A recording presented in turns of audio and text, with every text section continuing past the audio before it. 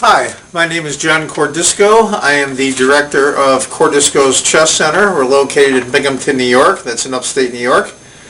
I want to show you a game that I played back in September of last year, the New York State Championship. It was in the under 1700 section. I'm rated about 1550, and I was playing a gentleman that was 1697, quite a bit higher than me, and he could have very easily won in the next section. It was the last round, and neither one of us was really in any position to even place decently in our section. And I want to emphasize about what your mental thinking is like, the state that you're in during games sometimes, and how that affects your play. Basically, it got to the point, this was my third day. It's about a 2-hour and plus drive to Binghamton from Albany. It was a Monday, a holiday, it was a 3-day weekend. I just wanted to go home, but I also was there to play.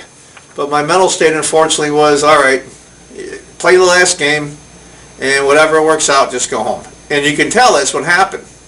And I think he was in the same position, but for a different reason, and I'll explain that as we go on. I'm white, and the gentleman that was 1697 was black. And I played e4, he played e5. I played knight f3, he played knight f6. I wasn't going to go for any kind of the strange openings where you take, and it gets to be too much for me, and I wasn't really in the mood for complications. So I went d3. I've been fooling around with the King's Indian attack, so maybe I can do it on this one. Or I can maybe push my f-pawn, castle on the queen side, and have some fun. He went d6, and I went g3. He cut on my bishop. Decided I was going to castle on this side anyway. He went bishop f7. I went bishop g2. He castled. I castled. He went bishop g4. And I went c3. This is probably the wrong move to do. I know the Stark's bishop gets pinned in. I should have brought him out. He just would have kicked him. Maybe I should have done it anyway, but I went c3. He went knight c6. You got to remember, I wanted the game to be over, but I still wanted to win. It was kind of a weird predicament. I went knight on b to d2. He went h6, which seemed kind of odd, but you'll see why I did that in a minute. I thought he was worried about later me putting my dark square bishop here, but I went queen c2. I'm thinking I'm going to push, takes, open up the file, bring my rook over. He went knight h7, which was his plan to begin with, and he wants to go here, obviously. I went b3. Why? I'll be honest with you, don't have the slightest idea. Sometimes you just do it to do it, and you don't know why. Knight to g5, of course. I played knight takes. I probably should have left it and let him take, but I did. He played bishop takes. I went knight f3, probably why I should have left it, because that's where you wanted them up anyway. He went bishop back to e7. I went bishop b3, at least get the bishop out now, finally. He went f5, here he comes. And here's my mistake. You get lackadaisical, you just want to move to make a move. You just want to get on with it. And that's was my mental state. And so I went, genius of all genius moves, knight to e1. Not only do I let him push the pawn, but I take my knight out of play. And that's the way it goes. To this reason, to this day, I still have no reason why I went knight e1. Anyway, he went f4. Of course. And can you see the sequence now where I'm going to lose my rook? Very nice, very nice. f4. Oh, f4. I went bishop d2.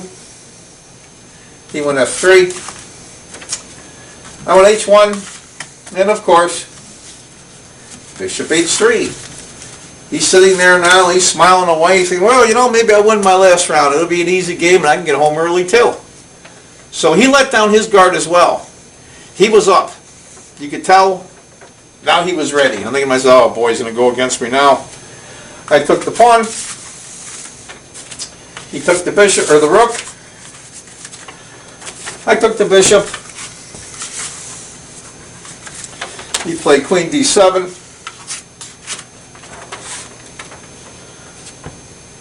I moved my knight back to e1, but this time I had a reason. It might not have been a very good one, but I had a reason. I wanted to push this pawn. First I was going to push here, then here, and then here. I was just going to start storming. At that point I was just so aggravated at myself. And I was tired too. It was the third day. Rook f7. I went queen to d1. I'm thinking to myself now, push here, open this up, start running pawns. I've got my rook, I've got my bishop here. Bishop will come here. Queen. Knight will get back in the fray. I'll just start throwing stuff at this guy and, you know, throw a plate of spaghetti against the wall and hope something sticks. He went rook to f8.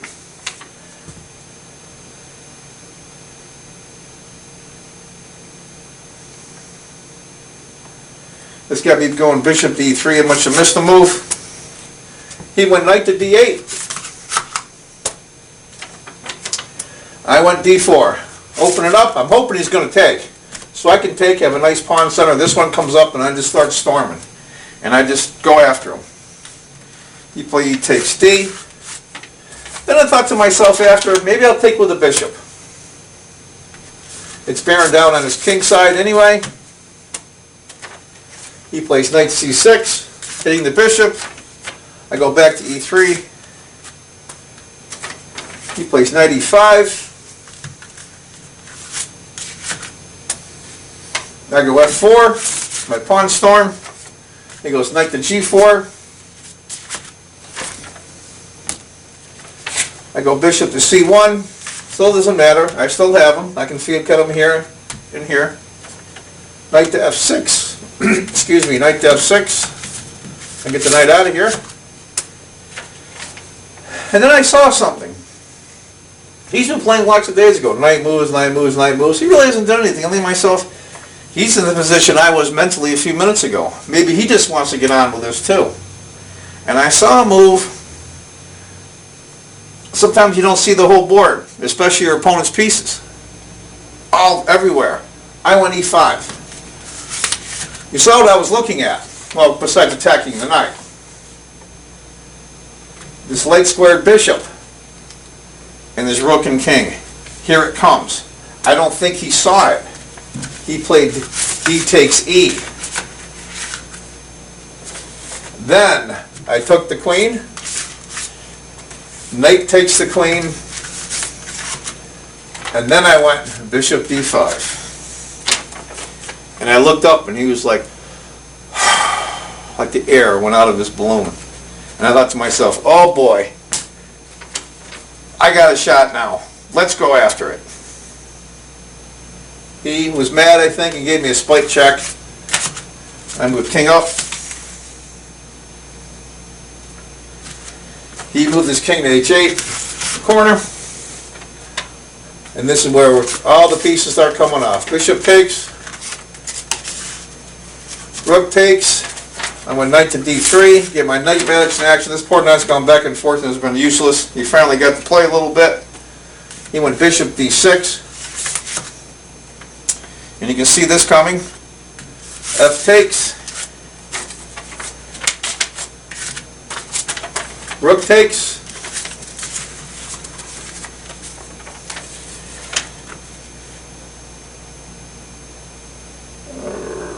King takes.